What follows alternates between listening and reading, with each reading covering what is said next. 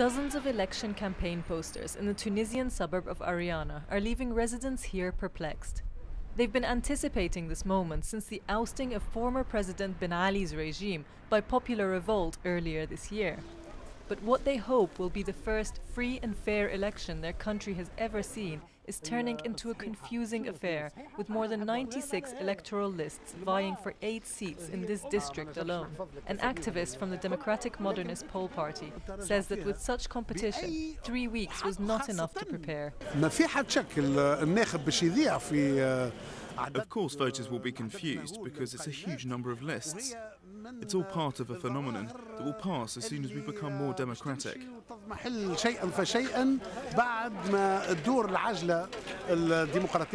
Nearly 11,000 candidates are competing for 217 seats in the Tunisian Constituent Assembly.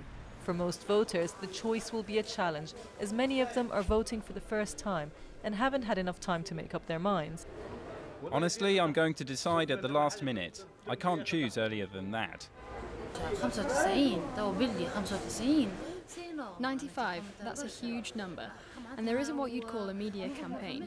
I only know about 3 or 4 parties.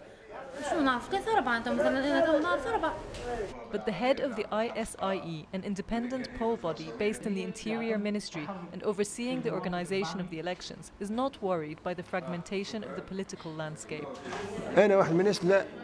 I'm not afraid of variety. I'm sure that whatever the diversity of the Constituent Assembly, we will have a government that will manage the affairs of the country and the transitional institutions.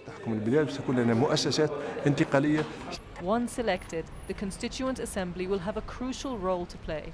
They will draft the country's new constitution and hopefully lead the way in democratic reform. But with only 4 million, half of the potential voters, registered so far, getting enough people to participate is a first hurdle to the success of these historic elections.